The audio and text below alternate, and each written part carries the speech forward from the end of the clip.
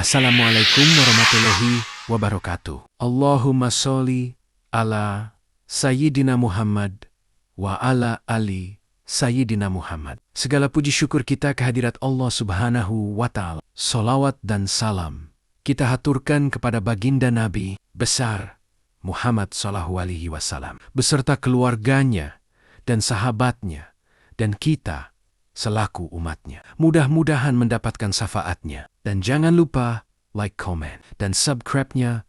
Mohon dukungannya agar kami lebih semangat untuk mengupload selalu dan mengembangkan kisah sejarah-sejarah di channel ini.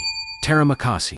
Yuk, kita lanjut. Kisah Nabi Adam alaihissalam setelah Allah Subhanahu wa Ta'ala menciptakan bumi dengan gunung-gunungnya, laut-lautannya dan tumbuhannya, menciptakan langit dengan mataharinya, bulan dan bintang-bintangnya, yang bergemerlapan menciptakan malaikat-malaikatnya ialah sejenis makhluk halus yang diciptakan untuk beribadah, menjadi perantara antara zat yang maha kuasa dengan hamba-hamba, terutama para rasul dan nabinya.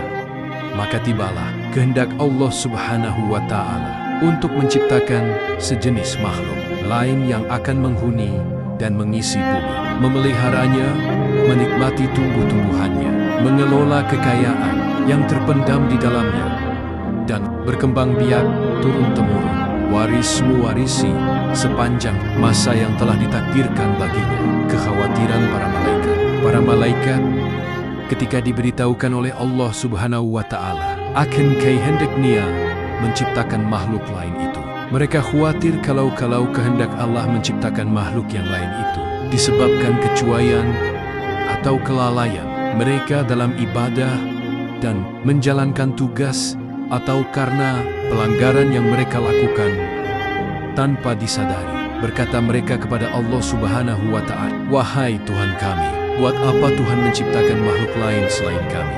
Padahal kami selalu bertasbih, bertahmid, melakukan ibadah dan mengagungkan nama-Mu tanpa henti-hentinya. Sedang makhluk yang Tuhan akan ciptakan dan turunkan ke bumi itu niscaya akan bertengkar satu dengan lain, akan saling bunuh-membunuh, berebutan menguasai kekayaan alam yang terlihat di atasnya dan terpendam di dalamnya, sehingga akan terjadilah kerusakan dan kehancuran di atas bumi yang Tuhan ciptakan itu."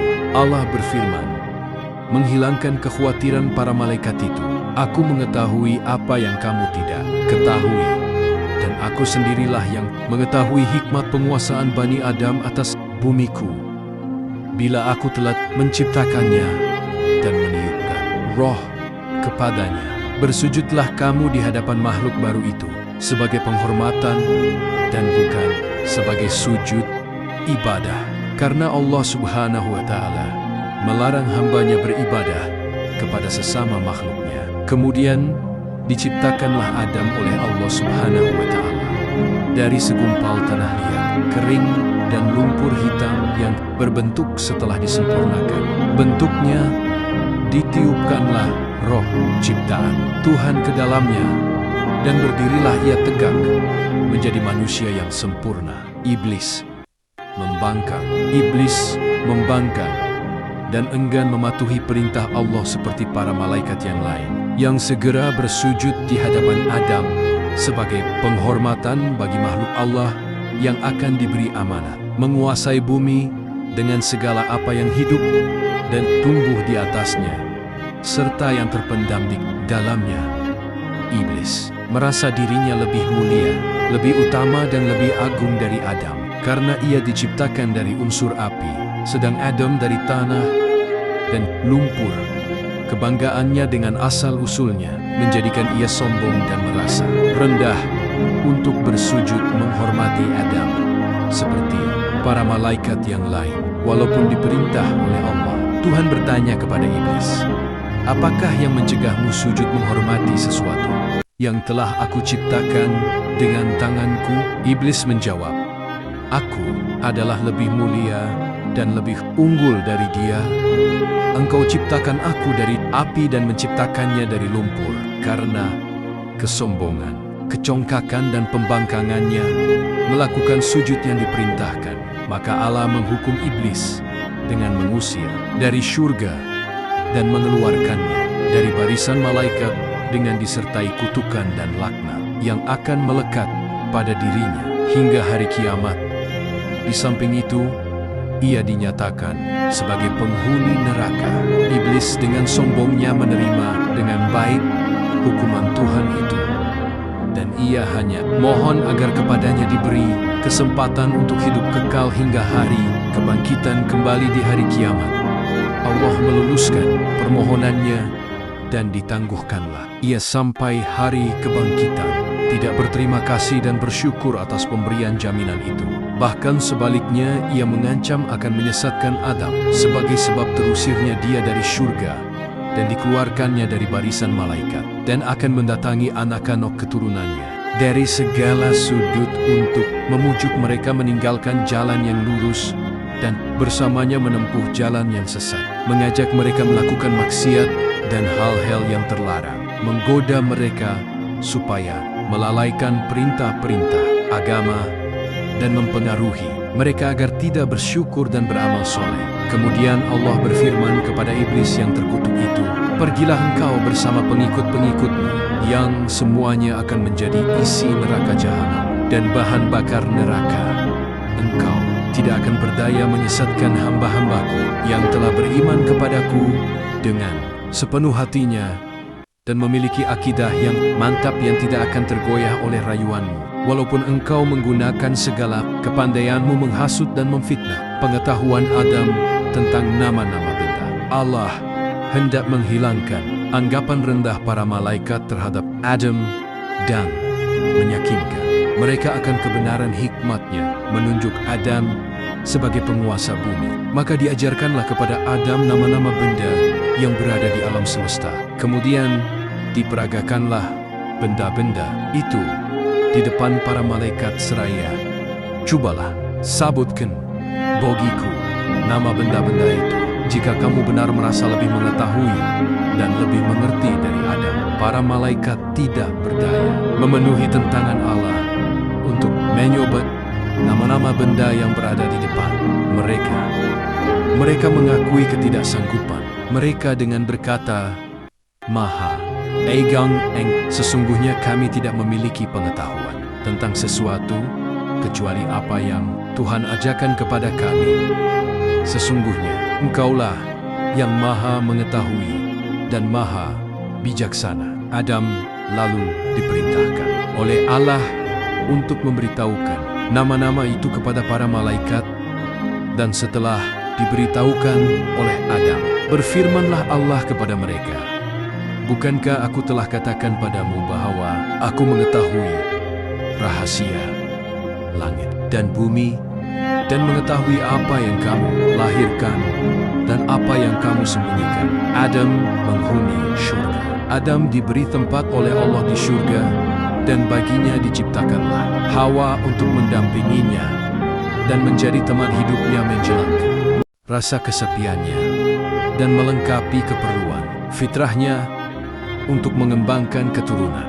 Menurut cerita para ulama, Hawa diciptakan oleh Allah dari salah satu tulang rusuk Adam yang di sebelah kiri di waktu ia masih tidur, sehingga ketika ia terjaga, ia melihat Hawa sudah berada di sampingnya. Ia ditanya oleh malaikat, "Wahai Adam, apa dan siapakah makhluk yang berada di sampingmu itu?" Berkatalah Adam, "Seorang perempuan, sesuai dengan fitrah yang telah diilhamkan oleh Allah kepadanya."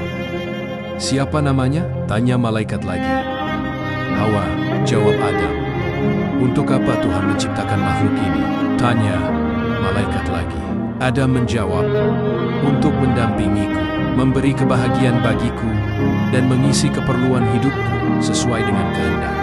Allah berpesan kepada Adam, "Tinggallah engkau bersama istrimu di surga. Rasakanlah kenikmatan yang berlimpah-limpah di dalamnya. Rasailah dan makanlah buah-buahan yang lazat yang terdapat di dalamnya sepuas hatimu dan sekehendak nasfumu. Kamu tidak akan mengalami atau merasa lapar, dahaga, ataupun letih selama kamu berada di dalamnya. Akan tetapi aku ingatkan Janganlah makan buah dari pohon ini yang akan menyebabkan kamu celaka, dan termasuk orang-orang yang zalim.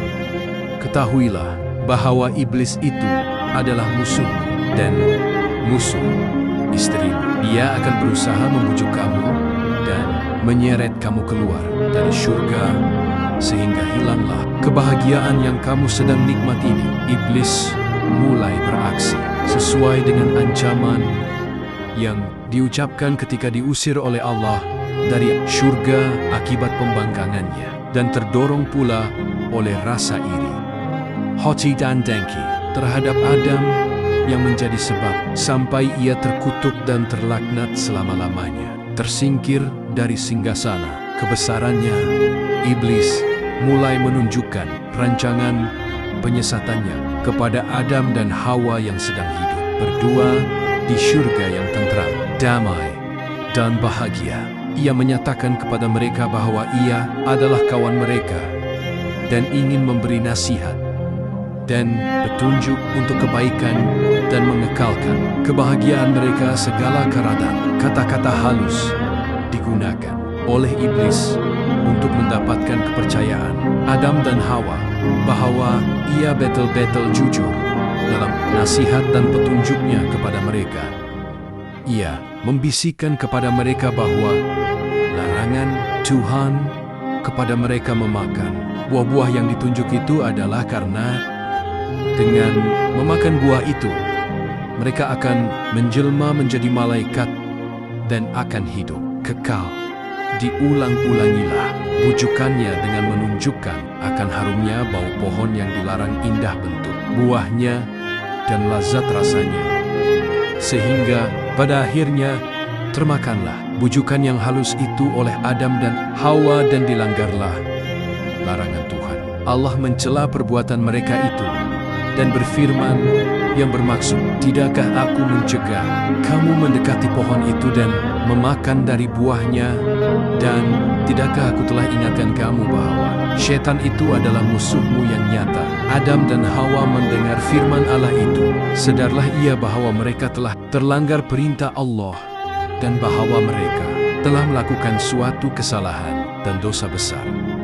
Seraya menyesal, berkatalah mereka, wahai Tuhan kami telah menganiaya diri kami sendiri dan telah melanggar perintah-Mu karena terkena bujukan iblis.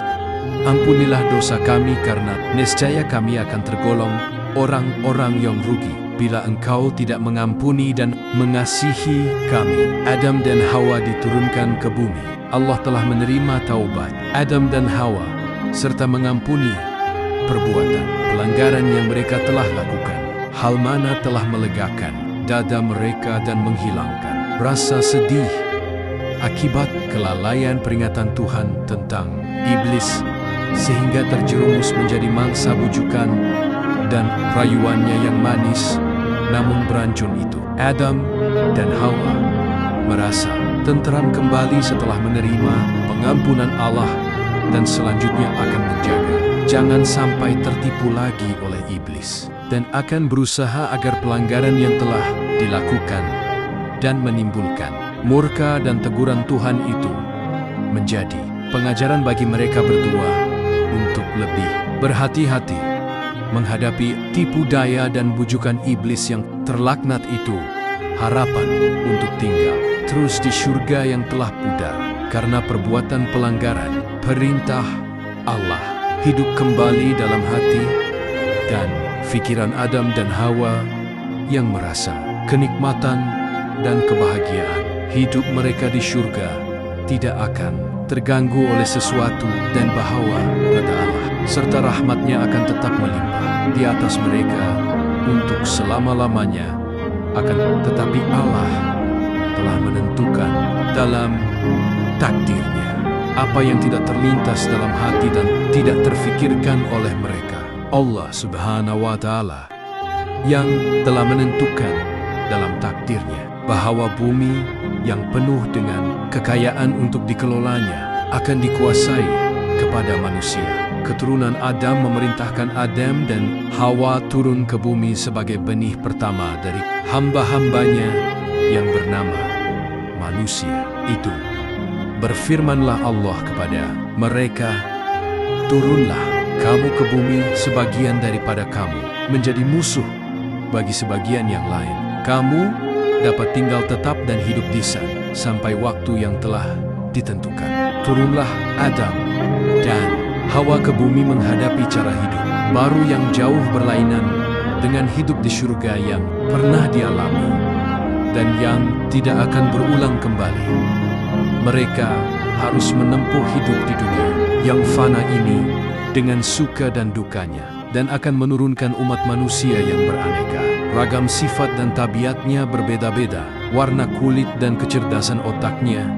Umat manusia yang akan berkelompok-kelompok menjadi suku-suku dan bangsa-bangsa, di mana yang satu menjadi musuh, yang lain saling bunuh-membunuh, aniaya menganiaya, dan tindas menindas. Sehingga dari waktu ke waktu Allah mengutus nabi-nabinya dan rasul-rasulnya memimpin hamba-hambanya ke jalan yang lurus, penuh damai kasih sayang di antara sesama manusia, jalan yang menuju kepada redanya dan kebahagiaan manusia di dunia dan akhirat. Kisah Adam dalam Al-Quran. Al-Quran menceritakan kisah Adam dalam beberapa surah, di antaranya surah Al-Baqarah ayat 30 sehingga ayat 38 dan surah Al-A'raf ayat 11 sehingga 25. Pengajaran yang terdapat dari kisah Adam bahwasanya hikmah yang terkandung dalam perintah-perintah dan larangan-larangan Allah dan dalam apa yang diciptakannya kadangkala tidak atau belum dapat dicapai oleh otak manusia, bahkan oleh makhluk naya yang terdekat. Sebagaimana telah dialami oleh para malaikat, tak diberitahu bahwa Allah akan menciptakan manusia, keturunan Adam, untuk menjadi khalifahnya di bumi. Sehingga mereka seakan-akan berkeberatan dan bertanya-tanya, mengapa dan untuk apa Allah menciptakan jenis makhluk lain daripada mereka yang sudah patuh rajin beribadat, bertasbih, bertahmid, dan mengagungkan namanya. Bahwasanya manusia, walaupun ia telah dikurniakan kecerdasan, berfikir dan kekuatan fisikal dan mental, ia tetap mempunyai beberapa kelemahan pada dirinya, seperti sifat lalai, lupa, dan khilaf. Hal mana telah terjadi pada diri Nabi Adam yang walaupun ia telah menjadi manusia yang sempurna dan dikurniakan kedudukan yang istimewa di surga, ia tetap tidak terhindar dari sifat-sifat manusia yang lemah itu. Ia telah lupa dan melalaikan peringatan Allah kepadanya tentang pohon terlarang dan tentang iblis yang menjadi musuhnya dan musuh seluruh keturunannya, sehingga terperangkap ke dalam tipu daya dan terjadilah pelanggaran pertama yang dilakukan oleh manusia terhadap larangan Allah, bahwasanya seseorang yang telah terlanjur melakukan maksiat dan berbuat dosa, tidaklah ia sepatutnya berputus asa dari rahmat dan ampunan Tuhan, asalkan ia sedarakan kesalahannya dan bertaubat, tidak akan melakukannya kembali. Rahmat Allah dan makfirahnya dapat mencakup segala dosa yang diperbuat oleh hambanya, kecuali syirik, bagaimanapun besar. Dosa itu asalkan diikuti dengan kesadaran, bertaubat, dan pengakuan kesalahan. Sifat sombong dan congkak selalu membawa akibat kerugian, kebinasaan.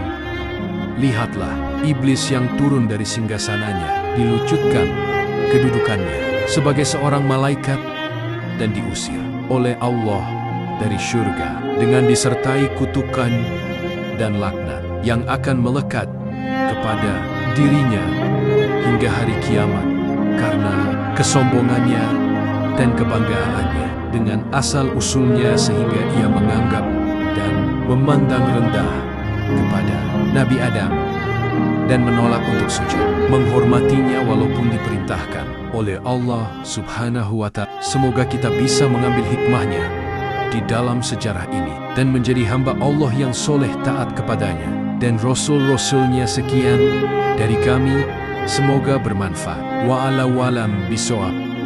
Wassalam.